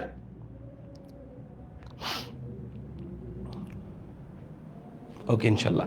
তাহলে মোটামুটি আলহামদুলিল্লাহ একটা বৈশিষ্ট্য গেল। তাহলে আমরা এখন সহজ কথায় আমরা এখন নগ্নবীজি উদ্ভিদের একটা করে বৈশিষ্ট্য পড়বো। এখানে একটা ছবি আছে, সেই ছবিটা আসলে নগ্নবীজি উদ্ভিদের কোন জায়গার ছবি আমরা পড়বো। এটা পড়ার আগে আমরা দুইটা শব্দ শুনে রাখবো ভাই। তোমাদের দুইটা ওয়ার্ড একটু আইডিয়া থাকা ভালো, একটা হচ্ছে স্পোরোফাইট, একটা গেমিটোফাইট। এটা আইডিয়া থাকা ভালো। একদমই যেই কনসেপ্টটা তোমার লাগবেই আমি এতটুকু পড়াবো, খেয়াল করো, বুঝলে হইতেছে ভাই। তাহলে আমরা দুইটা কনসেপ্ট নিয়ে কাজ করব। একটা হচ্ছে আমরা সবাই জানি স্পোরোফাইট, আমরা সবাই মোটামুটি চিনি, আমাদের বইয়ে দেখবে অনেক জায়গায় লেখা আছে, পুরো বোটানি বইয়ের জায়গায় জায়গায় লেখা আছে স্পোরোফাইট, জায়গায় জায়গায় লেখা আছে স্পোরোফাইট। আর একটা শব্দ হচ্ছে গেমিটোফাইট, আরেকটা শব্দ হচ্ছে গেমিটোফাইট। ওকে, এই গেমিটোফাইটটা মোটামুটি সবাই একটা ধারণা করতে পারে, এটা একটু আগে পড়াই কারণ এটা সবাই ধারণা করতে পারে। ভাই আমরা সবাই গেমিটের বাংলা বুঝি তো, এই জন্য আমরা ধারণা করতে পারি। আমরা সবাই জানি গেমিট মানে হলো জননকোষ, ঠিক কিনা? গ্যামিট মানে হলো জননকোষ, এটা আমরা সবাই জানি, এটা জানা এমন কেউ নাই। গেমিট মানে জননকোষ, শুক্রাণু, ছেলেদের বেলা শুক্রাণু আর মেয়েদের বেলা ডিম্বাণু, রাইট? সো যেই উদ্ভিদের যেই অংশটা বা উদ্ভিদের যে প্রধান অংশ বা অংশ বিশেষ যেটা এই গেমিট তৈরি করে, শুক্রাণু ডিম্বাণু তৈরি করে। ওদের তো আর তোমার মতো, তোমার ছেলেদের যেরকম টেস্টিস আছে, মেয়েদের যেরকম ওভারি আছে, তাই না? ওদের তো এরকম নাই যে ভাই ছেলেদের যেরকম টেস্টিসের মধ্যে শুক্রাণু তৈরি হয়, মেয়েদের যেরকম ওভারির মধ্যে ওভাম প্রোডাকশন হয়, তাই না? ওদের তো এরকম না, ওদের জরায় ওঠে এরকম নাই। তো ওদের গাছেরই একটা অংশ এই শুক্রাণু ডিম্বাণু তৈরি করে। এই গাছের যে অংশটা এই শুক্রাণু ডিম্বাণু তৈরি করার সাথে জড়িত, এইটাকে বলে গেমিটোফাইট। তাহলে ফাইট মানে উদ্ভিদ, যেই অংশটা বা উদ্ভিদ হয়, উদ্ভিদ বা উদ্ভিদের যে অংশ এই গেমিট তৈরি করে তাকে বলে গেমিটোফাইট। এখন গেমিট তৈরি হয় আমরা সবাই জানি শুক্রাণু এবং ডিম্বাণু, এটা হলো হ্যাপ্লয়েড, সবাই পারো। হ্যাপ্লয়েড মানে বুঝো, এই হ্যাপ্লয়েড মানে বুঝো, হ্যাপ্লয়েড মানে হলো এক সেট ক্রোমোজোম। হ্যাপ্লয়েড মানে কি? এক সেট ক্রোমোজোম। ওকে, তাহলে আমি কি বললাম যে নর্মালি শুক্রাণু এবং ডিম্বাণু কেমন হয়? হ্যাপ্লয়েড হয়। হ্যাপ্লয়েড মানে হচ্ছে এক সেট ক্রোমোজোম, সহজ কথা। হ্যাপ্লয়েড মানে হচ্ছে এক সেট ক্রোমোজোম। আমরা এক সেট ক্রোমোজোমকে এন দিয়ে লিখি, এন, আমরা এন দিয়ে লিখি এক সেট ক্রোমোজোম। দুই সেট হলে লিখতাম 2n। দুই সেট হলো সমস্যা, তোমরা সবাই জানো শুক্রাণু এবং ডিম্বাণু মিলিত হয়ে গিয়ে বাচ্চাটা হয়। শুক্রাণুরও হয় এন, ডিম্বাণু হয় এন, দুইটা যুক্ত হয়ে হয় বাচ্চা, 2n নর্মাল, তাই না? এই জন্য অবশ্যই এগুলোকে হ্যাপ্লয়েড হইতে হয়, এক সেট ক্রোমোজোম থাকতে হয়। তো একইভাবে এই গেমিটোফাইট হচ্ছে উদ্ভিদের সেই অংশটাই যার মধ্যে আসলে এক সেট ক্রোমোজোম আছে, যেটা আসলে হ্যাপ্লয়েড। তাহলে বুঝে গেছো তুমি যে ভাই গেমিটোফাইট কেমন হয়? গেমিটোফাইট হচ্ছে হ্যাপ্লয়েড। গেমিটোফাইটটা কেমন? এটা হচ্ছে হ্যাপ্লয়েড, কারণ কি? এরা গ্যামিট তৈরি করে। তাহলে বলো তো ভাইয়া, গেমিটোফাইট হচ্ছে কেমন?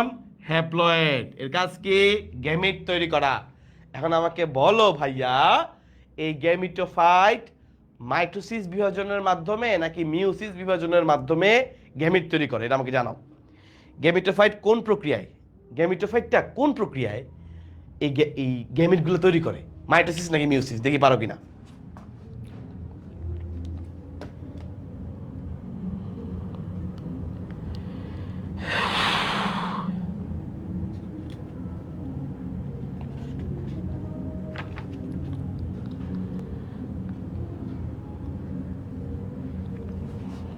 ক্লিয়ার?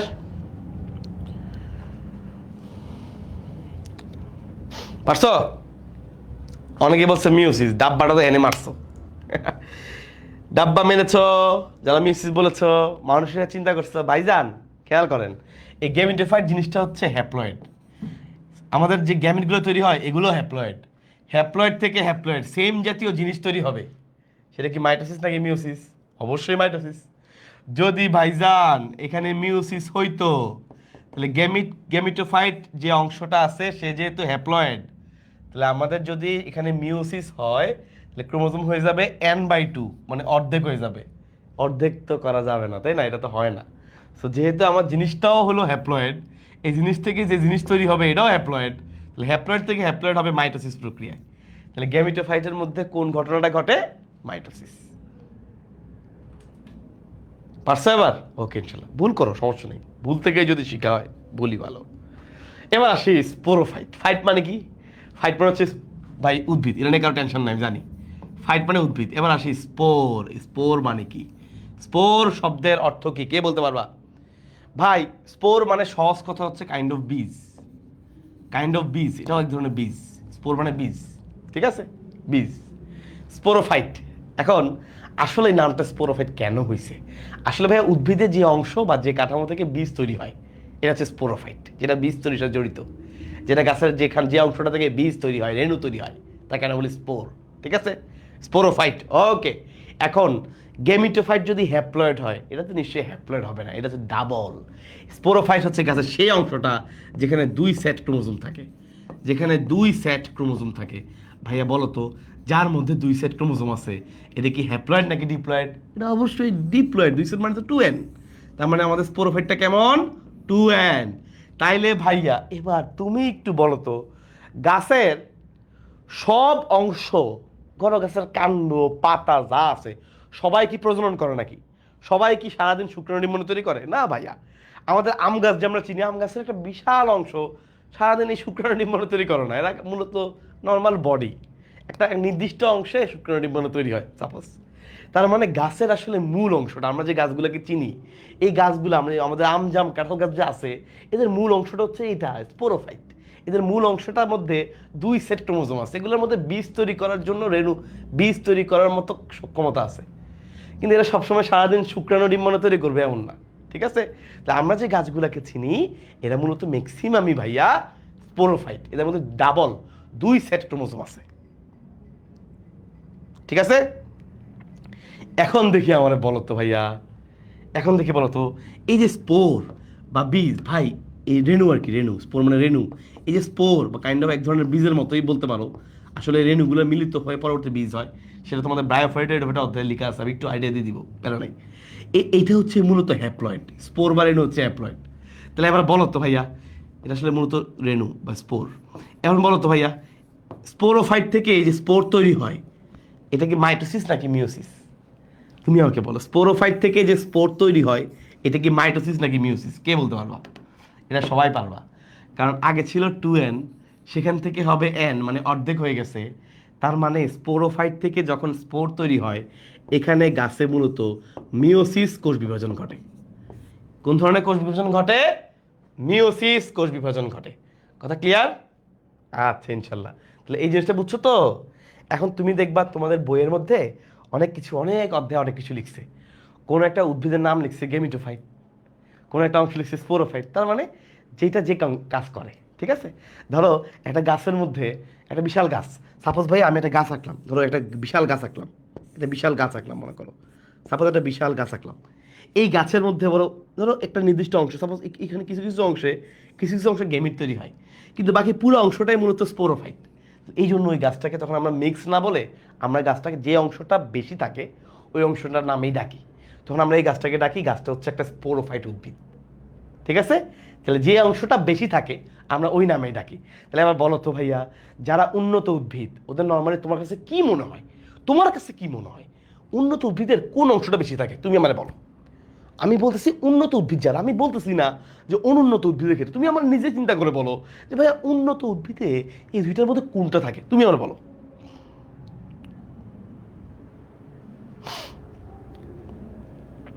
যে ভাইয়া, হ্যাঁ ভাইয়া, ভেরি গুড। যে ভাইয়া উন্নত উদ্ভিদে নর্মালি স্পোরোফাইট অংশটা বেশি থাকে, এই জন্য আমাদের উন্নত উদ্ভিদ যেগুলো আছে এগুলোকে আমরা বলি স্পোরোফাইটিক উদ্ভিদ। আর যারা অনুন্নত, যারা একটু লোয়ার ক্লাস, এরা বুঝতে পারছে উল্টাই হবে, এদের ক্ষেত্রে আমরা মূলত বলি গেমিটোফাইটিক উদ্ভিদ, ঠিক আছে? তো যাদের আরও তুমি মেন জিনিস দেখতে পাচ্ছ, যাদের হ্যাপ্লয়েড সংখ্যক ক্রোমোজোম আছে ওদের আমরা বলি গেমিটোফাইটিক উদ্ভিদ। আর যে সকল উন্নত গাছ, আমরা সবাই জানি উন্নত যে গাছগুলো আছে ওদের সবাই ইউজুয়ালি ডিপ্লয়েড সংখ্যক ক্রোমোজোম থাকে, 2 সেট ক্রোমোজোম থাকে। সো এরা নর্মালি স্পোরোফাইটিক উদ্ভিদ। সবার আশা করি ইনশাল্লাহ এই কনসেপ্টটা ক্লিয়ার, ঠিক আছে? আচ্ছা, তাহলে আরেকটা জিনিস পড়াবো, সেটা হচ্ছে স্পোরোফিল। তো ভাই আরেকটা ওয়ার্ড লিখছে স্পোরোফিল, এটা তো বুঝি না ভাই। আরেকটা ওয়ার্ড আছে স্পোরোফিল, এই জিনিসটার মানে কি ভাইয়া? স্পোর তো বুঝছিস সবাই, স্পোর তো সবাই বুঝতে পারছো, স্পোর মানে রেণু বা বীজ। ওকে, তাহলে স্পোর বুঝছি। স্পোর মানে কি? রেণু বা বীজ। ওকে, রেণু। সো রেণু তৈরি করে। আচ্ছা, তাহলে ফিল অর্থ কি ভাই? এই ফিল আসলে আসছে, একটা শব্দ আছে ফাইলন। এই ফিল আসে মূলত ফাইলন থেকে। ফাইলন শব্দের অর্থ হইলো পাতা। তার মানে যেই পাতার মধ্যে রেণু তৈরি হয়, যেই পাতাটায় রেণু তৈরির সাথে জড়িত, যেই পাতাটায় রেণু তৈরির কাজ করে, তারে বলে স্পোরোফিল। আমার কথা বুঝতে পারছো?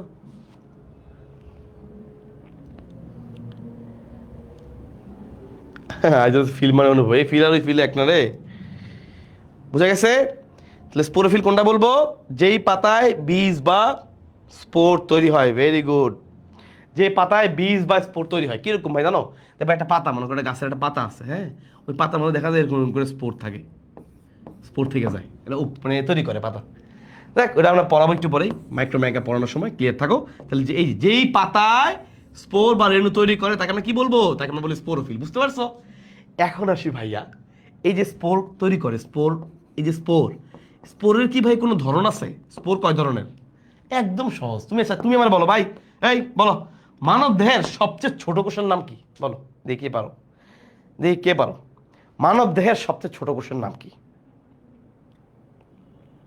বলেন ভাই? মানব দেহের সবচেয়ে ছোট কোষের নাম কি? মানব দেহে কমেন্ট দিয়ে উল্টাপাল্টা ফালতু আলাপ যারা কমেন্টে করবা, তার স্পোর যেন না তৈরি হয়, আমরা সেটা দোয়া করবো। আচ্ছা দেখ, দুষ্টমি করলাম। বলেন ভাই, মানব দেহের সবচেয়ে ছোট কোষের নাম হচ্ছে, ভেরি গুড, ভেরি গুড, একজন বলছে শুক্রাণু বা স্পার্ম। Very good. তাহলে শুক্রাণু আর অনুচক্রিকা মোটামুটি সেম সাইজ, তাই আমরা শুক্রাণুকেই মোটামুটি ধরে নিচ্ছি। মানব দেহের সবচেয়ে ছোট কোষের নাম হচ্ছে শুক্রাণু। এই যে তুমি দেখো, এই হচ্ছে তোর শুক্রাণু। তাহলে শুক্রাণু হচ্ছে মানব দেহের সবচেয়ে ছোট কোষ। আমাদের অনুচক্রিকা আছে না, এটাও আসলে সব ছোট, কিন্তু এটা আসলে কোষ বলা হয় না, তো এটা আসলে রক্তকণিকা। এই জন্য কোষ বললে আমরা স্পার্ম দেখাবো। আর মানব দেহের সবচেয়ে বড় কোষ কোনটা বলো? মানব দেহের সবচেয়ে বড় কোষ তোমার শরীরে নাই, ছেলেদের শরীরে নাই, মেয়েদের শরীরে আছে। সবচেয়ে বড় কোষের নাম হচ্ছে ওভাম বা ডিম্বাণু। সবচেয়ে বড় কোষ হচ্ছে ডিম্বাণু। তার মানে ভাই, আল্লাহ সৃষ্টিকর্তা আমাদের মহান আল্লাহ তাআলা মানুষকে তৈরি করছেন এমনভাবে যেখানে পার্থক্য থাকবে। একইভাবে স্পোরের মধ্যে পার্থক্য আছে। কিছু স্পোর সাইজে ছোট, কিছু স্পোর সাইজে বড়। যে স্পোরগুলো সাইজে ছোট হয় এদেরকে বলে মাইক্রো। মাইক্রো মানে ছোট। যে স্পোরগুলো সাইজে ছোট হয় এর নাম হলো মাইক্রোস্পোর। মাইক্রোস্পোর। যে স্পোরগুলো সাইজে ছোট হয় এর নাম কি? এর নাম হচ্ছে মাইক্রোস্পোর। আর যে স্পোরগুলো সাইজে বড় হয়, আকার একটু বড়, এই যে ডিম্বাণুর মতো বড়, তাকে আমরা বলবো মেগাস্পোর। তাকে আমরা কি বলবো? মেগাস্পোর। ঠিক আছে? এখন তুমি আমারে বলো, কোনটার সাথে শুক্রাণু জড়িত আর কোনটার সাথে ডিম্বাণু? এই মাইক্রোস্পোর, মাইক্রো মানে ছোট, তুমি আমরা বলো ছোটটা থেকে কি হবে, শুক্রাণু হবে নাকি ডিম্বাণু হবে? তুমি চিন্তা করে বলো, পারবা এখন? তুমি চিন্তা করে বলো, তুমি ইনশাল্লাহ পারবা। ভেরি গুড ভাইয়া, ভেরি গুড। মাইক্রো মানে ছোট, তার মানে এখান থেকেই ভবিষ্যতে তৈরি হবে শুক্রাণু। Very good. আর মেগা মানে বড়, তুমি জানো ডিম্বাণু হচ্ছে বড়। এক্স্যাক্টলি, এখান থেকেই পরবর্তী তৈরি হবে ডিম্বাণু। খেলা শেষ। বুঝে গেছে ইনশাল্লাহ? তাহলে আমাদের আলহামদুলিল্লাহ কিছু কিছু বেশ ভালো পয়েন্ট আমাদের পড়া হয়ে গেছে। ঠিক আছে? আচ্ছা, এখন তাহলে বলো তো, শুক্রাণু তৈরি করে যে কোষ, সেই কোষের নাম কি হবে? যারা পারবা তাদেরকে আকর্ষণীয় পুরস্কার, আইফোন, স্বপ্নে জেতার সুযোগ। যারা পারবা সাথে সাথে নগদ আইফোন, স্বপ্নে জেতার সুযোগ। ঠিক আছে? শুক্রাণু তৈরি করে এই কোষগুলোর নাম কি হবে? এই উদ্ভিদের পাতাগুলোর নাম কি হবে? ভাইয়া খেয়াল করো, শুক্রাণু তৈরি করে, শুক্রাণু মানে মাইক্রোস্পোর থেকে তৈরি হবে। তাহলে শুক্রাণু তৈরি করবে যেই পাতা, পাতা মানে ফিল, ফিল মানে ফাইলন, ফাইলন মানে পাতা। তাহলে শুক্রাণু তৈরি করে যেই পাতাগুলো, এগুলোর নাম হচ্ছে মাইক্রো, মাইক্রো, মাইক্রোস্পোরোফিল। মাইক্রোস্পোরোফিল, কথা ইজি। মাইক্রো মানে ছোট, ছোট জায়গা থেকে শুক্রাণু তৈরি হয়। স্পোর মানে স্পোর, ফিল মানে ফাইলন, ফাইলন মানে পাতা। শুক্রাণু তৈরি করে পাতার মতো যে কাঠামো, তাকে তুমি বলবো মাইক্রোস্পোরোফিল। আর ডিম্বাণু তৈরি করে পাতার মতো যে কাঠামো, এদেরকে বলা হয় মেগাস্পোরোফিল। এই হলো সেই মেগাস্পোরোফিল, এই হলো সেই মাইক্রোস্পোরোফিল। আশা করি কেউ ভুল করবে না। ঠিক আছে? ওকে। ডিম্বাণু তৈরি করে যে পাতাগুলো, তাকে বলা হয় মেগাস্পোরোফিল। এবার আসি ভাইয়া খেলা আরেক জায়গায়। এই যে দেখো, যেই পাতাগুলা শুক্রাণু তৈরি করে, এরা কিন্তু একসাথে অনেকগুলা থাকে। তুমি বলতে পারবে একসাথে অনেকগুলা?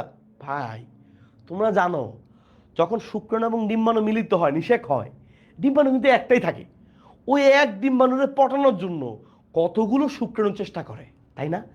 একইভাবে ভাই উদ্ভিদের বেলাও কাইন্ড অফ, উদ্ভিদের বেলাও এই শুক্রাণু তৈরি করার জন্য যে পাতাগুলো মাইক্রোস্পোরোফিল, এগুলো একসাথে অনেকগুলো একসাথে অবস্থান করে। যখন কিরকম ভাই ধরো এই যে এখানে একটা, আবার এখানে একটা, এখানে একটা, এরকম অনেকগুলো একসাথে এমনভাবে অবস্থান করে, একসাথে এমনভাবে অবস্থান করে, এরকম করে একসাথে এমনভাবে অবস্থান করে, দেখতে অনেকটা মোচার মতো, এরকম কুণ্ডলিত, এরকম মোচা আকৃতি অবস্থান, এরকম মোচার মতো হয়ে যায়। ওই যে কলার মোচা দেখছো না, কলা গাছে, কলা গাছের পাতা দেখবা, এই কলা গাছ দেখবে দেখবে এরকম মোচার মতো বের হয়, মোচার মতো বের হয়, এরকম মোচার মতো কাঠামো, এটা ঘূর্ণায়মান কুণ্ডলীর মতো একটা মোচা, এই মোচা আকৃতি। এই মোচা আকৃতিকে বায়োলজির ভাষায় বলা হয় স্ট্রোবিলাস। এই মোচা আকৃতি মানে হচ্ছে স্ট্রোবিলাস। এই হচ্ছে সেই স্ট্রোবিলাস। ঠিক আছে, তাহলে এই পুং রেণুপত্র মানে মাইক্রোস্পোরোফিল, মাইক্রো মানে পুং রেণুপত্র, এই যে পুং রেণুপত্র অর্থাৎ যেই পত্র পুং রেণু বা মাইক্রোস্পোর তৈরি করে তাকে বলে পুং রেণুপত্র। নাম তো বুঝতে পারছো? তাহলে বাংলা দেখেই বোঝা যায় যেই পত্র যেই পাতা পুং রেণু তৈরি করে তাকে আমরা বলবো পুং রেণুপত্র। এগুলো একসাথে হয়ে, কারণ এই যে মানুষের মতোই স্পার্ম যেরকম অনেকগুলা, একেবারে এরা একসাথে হয়ে একটা মোচা আকৃতির একটা এরকম কাঠামো তৈরি করে, এটার নাম হচ্ছে স্ট্রোবিলাস। যেহেতু এটা পুং কাঠামোতে তৈরি হয়, পুং রেণুর ক্ষেত্রে তৈরি হয়, এই জন্য নাম হলো পুং স্ট্রোবিলাস।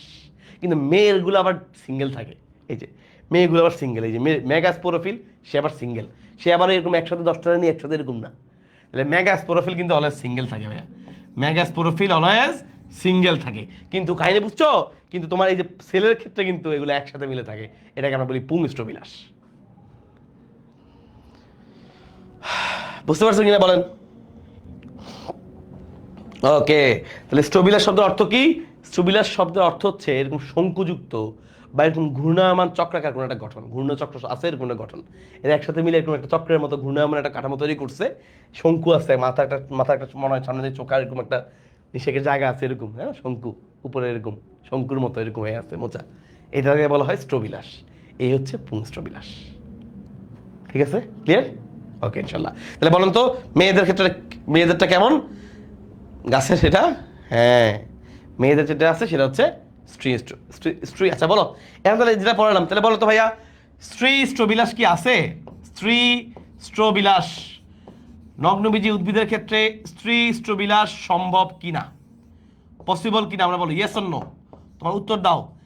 স্ত্রী স্ত্রী স্ত্রী strobilus is possible, yes or no? ঠিক আছে, বলেন। ভেরি গুড, স্ট্রোবিলাস পসিবল না। ভেরি গুড, লাভলি, এই যে ইনশাল্লাহ পারতেছো। ওকে, আচ্ছা এখন আসি, তাহলে আমরা খেয়াল করি একটু এই আমার গাছের তাহলে কি বললাম, এই যে মেগাস্পোরোফিল, হ্যাঁ। তো দেখা গেছে ধরো মেগাস্পোরোফিলের, ধরো এরকম সিঙ্গেল মেগাস্পোরোফিল, এই যে মেগাস্পোরোফিল আছে একটা পাতার মতো কাঠামো, এর মধ্যে দেখা যায় ডিম্বক থেকে তো বীজ হবে তাই না? এই ডিম্বকগুলো এমনি সরাসরি নগ্ন অবস্থায় থাকে, ডিম্বকগুলো সরাসরি নগ্ন অবস্থায় থাকে, একদম নগ্ন অবস্থায় থাকে ডিম্বকগুলো এইভাবে অবস্থান করে নগ্ন অবস্থায়। ঠিক আছে, এখানে এসে আসতে পুংরেণুগুলো এখানে এসে ডিম্বকরন্ধ্রে পড়ে। আচ্ছা এখন আসি আমরা ভাই, খেয়াল করে দেখো কোনো একটা উদ্ভিদে ফল হবে কি হবে না, এটা কার কার উপর ডিপেন্ড করে? খেয়াল করো, কোন একটা উদ্ভিদে ফল হবে কি হবে না এটা কার উপর ডিপেন্ড করে ভাই? মনে আছে ছোটবেলায় পড়ছিলাম, খেয়াল করে দেখো এরকম একটা কাহিনী ছিল, এরকম গর্ভমুণ্ড, এটা ছিল গর্ভমুণ্ড, মাথার হচ্ছে মুন্ড, লম্বাটা বলে দণ্ড। তাহলে মাথাটার নাম হইলো গর্ভমুণ্ড, মুন্ড মানে মাথা, মুন্ড শব্দের অর্থ হইলো মাথা, তোমার মুন্ড তোমার মাথা, আর এইটা মানে হইলো গর্ভদণ্ড, লম্বা দণ্ড, গর্ভদণ্ড। এর ভিতরে থাকে গর্ভাশয়, আর এই হচ্ছে গর্ভাশয়, একতারার মতো তাই না? গর্ভাশয়, এই হচ্ছে গর্ভাশয়। এই গর্ভাশয়ের ভিতরে থাকে ডিম্বক, এই গর্ভাশয়ের ভিতরে কি থাকে? ডিম্বক। ওকে ভাইয়া, যখন নিষেক হয় ডিম্বকের মধ্যে একটা ছিদ্র আছে, এরকম, এই ছিদ্রটাকে বলে ডিম্বক রন্ধ্র। এই রন্ধ্র মানে ছিদ্র না, এই ছিদ্র হচ্ছে এটা। ওকে ফাইনালি আর দরকার নেই, ডিম্বকের মধ্যে ছিদ্রটার নাম হলো ডিম্বক রন্ধ্র। তবে যখন নিষেক হয়, যখন শুক্রাণু ডিম্বক মিলিত হয়, কারেন্টে কি জানো, শুক্রাণু এসে এদিক দিয়ে পড়ে, শুক্রাণু এসে এদিক দিয়ে এসে পরাগরেণু এসে পড়ে, পরাগরেণু এসে পরে ভিতরে ঢুকে, শুক্রাণু হয়, দুইটা হয়, দুইটা হয়ে আস্তে আস্তে ঢুকতে ঢুকতে ঢুকতে ঢুকতে এই দুইটা এদিক দিয়ে ঢুকে, ভিতরে এই ভিতরে ঢুকে, ঢুকে এরপরে ভিতরে গিয়ে তারা মিলন টিলন হয়। ঠিক আছে?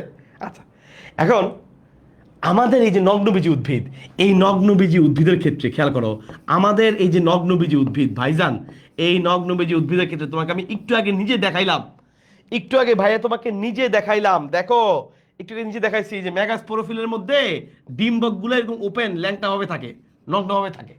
ডিম্বকগুলো এভাবে একদমই নগ্নভাবে অবস্থান করে, আমি একটু নিজে দেখাইলাম, তাই না? তার মানে ডিম্বক ওপেন মানে কি ভাই? তার এগুলো কই গেল ভাই? তাহলে এগুলো কই? এই যে এই জিনিসগুলো কই? ডিম্বক তো ভিতরেই না, নর্মালি তো ভিতরে থাকার কথা। এইটাই হচ্ছে খেলা নগ্নবীজী উদ্ভিদের ক্ষেত্রে ভাই। এই গর্ভমুণ্ড নাই, গর্ভদণ্ড নাই, গর্ভাশয় নাই, কিচ্ছু নাই। এই জন্য ভাই এই ডিম্বকটা ওপেন থাকে, নগ্নভাবে থাকে। এই জন্যই আসলে নগ্নবীজী উদ্ভিদ। ঠিক আছে? এই যে এখন দেখো, আসলে নর্মালি যদি কারো গর্ভাশয় থাকে, এই গর্ভাশয় থেকে পরবর্তীতে ফল হয়। নর্মালি গর্ভাশয় থেকে মূলত ফল হয়। ওকে, তো নর্মালি গর্ভাশয় থেকে ফল হয়, এই গর্ভাশয় থেকে মূলত ফল হবার কথা। কিন্তু যার গর্ভাশয় নাই, ওর কি ফল হবে? হবে না। এই জন্য ভাই নগ্নবীজী উদ্ভিদে ফল হয় না, ফল থাকে না। যার জন্য তার যে ডিম্বক, এই ডিম্বকটা, তার ডিম্বকটা নগ্ন থাকে, তার ডিম্বকটা নগ্ন থাকে। আর আমরা সবাই জানি এই ডিম্বক থেকেই পরবর্তীতে তৈরি হয় বীজ। এই জন্য বলা হয় নগ্নবীজী উদ্ভিদ। সবাই কি ক্লিয়ার? আমার মনে হয় ইনশাল্লাহ সবাই ক্লিয়ার। ঠিক আছে?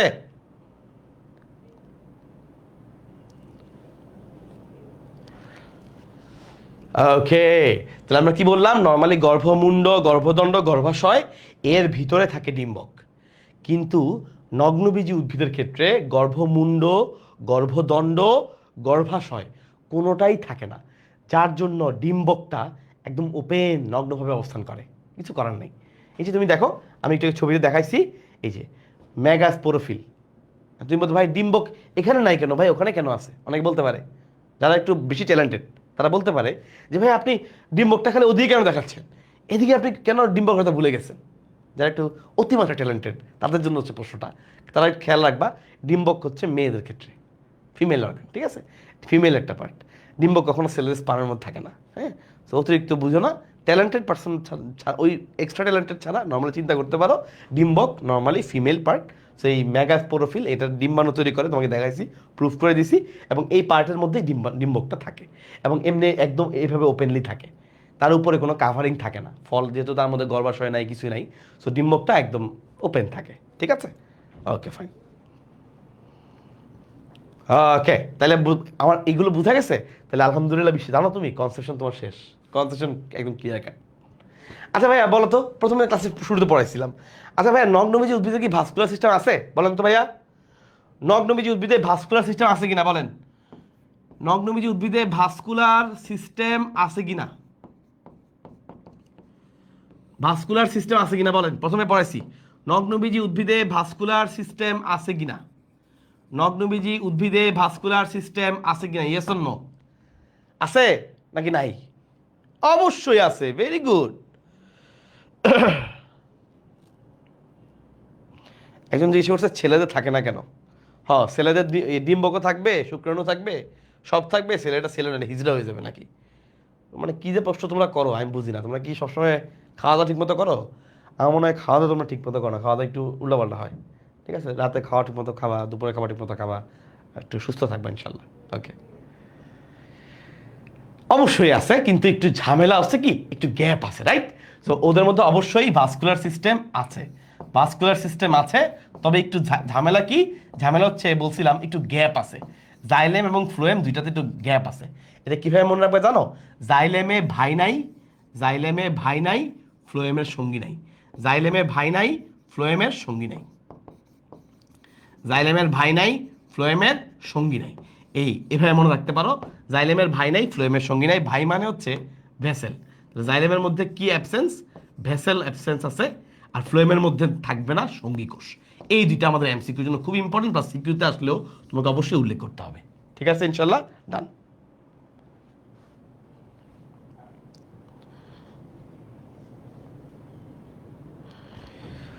ওকে বন্ধুগণ, খেয়াল করেন আমরা ইনশাল্লাহ এখন সরাসরি নগ্নবীজি উদ্ভিদের বৈশিষ্ট্য চলে যাব। তোমরা আমাকে একটা করে বলবা ইয়েস অর নো। আচ্ছা ভাইয়া বলো তো, নগ্নবীজি উদ্ভিদ আবৃতবীজি উদ্ভিদ এই দুইটাই আসলে উন্নত শ্রেণীর মধ্যে পড়ে, বলছিলাম অধ্যায় 7 হলে উন্নত। তাহলে বলো তো এটা কি স্পোরোফাইট হবে নাকি গেমিটোফাইট হবে? তুমি মানে বলো, এটা কি স্পোরোফাইট হবে নাকি গেমিটোফাইট হবে?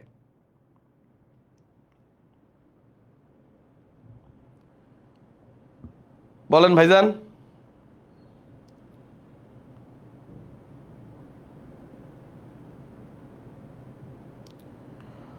বুঝলাম না, একজন লিখছে ভাইয়াকে দেখে আমার আম্মু বলে ছেলেটা হাসি খুশি তাই শরীর স্বাস্থ্য ভালো। মাশাল্লাহ মাশাল্লাহ। বুঝলাম না কাহিনিটা, এমনি বডি শেমিং কি একটা অবস্থা। আচ্ছা বুঝছে, খেয়াল করো, সমস্যা নেই।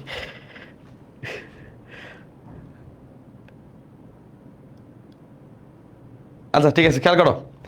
হ্যাঁ ভাইয়া, ভেরি গুড। যেহেতু এটা উন্নত, সো এটা নর্মালি কেমন হবে?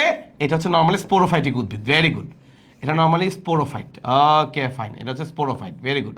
আচ্ছা ভাইজান, এই যে উদ্ভিদগুলা এটা কি কোনোদিন লাল নীল হয়ে যায়? যে ভাই এই গাছগুলা একসময় সবুজ থাকে পরে লাল হয়ে যায়, বাইরে একসময় সবুজ থাকে পরে হুট করে এই অবস্থা খারাপ হয়ে যায়? না ভাই, এই গাছগুলো একদম সারা জীবন সবুজ থাকে।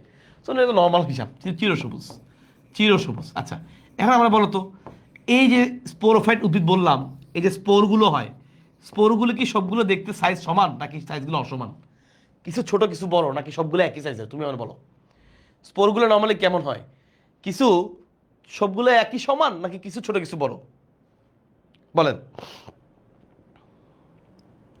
বলেন ভাইজান। সাইজগুলো আমি আপনাকে একটু আগে পড়াইছি, এদের সাইজগুলো সবগুলো সমান হয় না, ছোট কিছু কিছু বড়।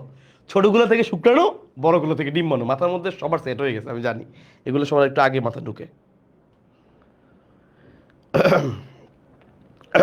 এবং ইনশাল্লাহ ভালো, তুমি যদি পরীক্ষা ভুল না করো তো ভালো, না অবশ্যই ভালো।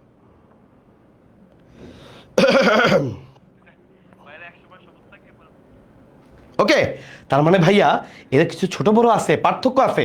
এই জন্য আমরা বলি স্পোরগুলো অসমান আকৃতির। অসমান আকৃতির এইটাকে সুন্দর ভাষায়, বায়োলজির ভাষায় বলে অসম রেণুপ্রসূ। অসম রেণুপ্রসূ, হ্যাঁ এই যে ওকে, অসম রেণুপ্রসূ। ফাইন, প্রসূ বানানটা মনে হয় ভুল হতে পারে, যাক অসম রেণু প্রসব করে আর কি, অসম রেণুপ্রসূ। ঠিক আছে ফাইন, ওকে। এখন তুমি আমাকে বলো ভাইয়া নাম্বার 4 তুমি আমাকে বলো, তুমি নাম্বার 4-এ তুমি চাইলে অনেকগুলো পয়েন্ট অ্যাড করতে পারো। তার মধ্যে একটা হচ্ছে ভাস্কুলার সিস্টেম। তুমি এই যে ভাস্কুলার সিস্টেম আছে না, এটা সুন্দর করে উল্লেখ করবে। আমি তোমাকে এটাকে পড়াইছি, জাইলেমের ভাই নাই, ফ্লোয়েমের সঙ্গী নাই। এইটা তুমি একটু আগে স্লাইড থেকে অ্যাড করবা। জাইলেমে ভেসেল নাই, ফ্লোয়েমের সঙ্গী কোষ নাই, কিন্তু সে তার মধ্যে পরিবহন তন্ত্র আছে, ভাস্কুলার সিস্টেম আছে। ঠিক আছে, নেক্সট, তার মধ্যে কি গর্ভাশয় থাকে? উত্তর হচ্ছে না ভাইয়া, তার মধ্যে গর্ভাশয় থাকে না। গর্ভাশয় থাকে না বলে তার মধ্যে ফল তৈরি হয় না, যার কারণে বীজ থাকে নগ্ন অবস্থায়। এইটা সবাই লিখতে পারবা না? অবশ্যই পারবা। চাইলে তুমি আরো একটা পয়েন্ট বাড়াইতে পারো এইভাবে, যে তার মধ্যে গর্ভাশয়, গর্ভদণ্ড, গর্ভমুণ্ড কিছুই থাকে না। এরপরে পয়েন্ট লিখতে পারো যেহেতু ফল তৈরি হয় না, এই জন্য বীজ নগ্ন অবস্থায় থাকে। এটা একটা ভালো পয়েন্ট।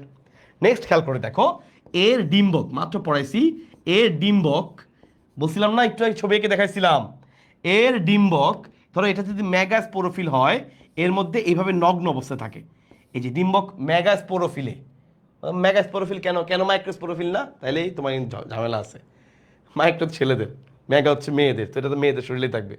তাহলে ম্যাগাস্পোরোফিলে ডিম্বকটা নগ্ন অবস্থায় থাকে। এই যে ম্যাগাস্পোরোফিল হচ্ছে এইটা, এই পাতাটা যে ডিম্বক তৈরি করে, তার মধ্যে ডিম্বকটা নগ্ন অবস্থায় থাকে। তাহলে ডিম্বক ম্যাগাস্পোরোফিলে নগ্ন অবস্থায় থাকে, নগ্ন অবস্থায় থাকে। ঠিক আছে, একদম ওপেনলি আছে। আমার মনে হয় ইনশাল্লাহ সবাই পারবা। ক্লিয়ার? আচ্ছা 6টা পয়েন্ট গেছে। একটু আগে বলছিলাম যে একটা স্পেশাল বৈশিষ্ট্য ভাইয়া 7 নম্বর দিয়ে লিখতেছি, এটা আমি এখন বুঝাবো, যে নগ্নবীজি উদ্ভিদে দ্বিনিষেক ঘটে। এখন কথা হচ্ছে দ্বিনিষেক ঘটলে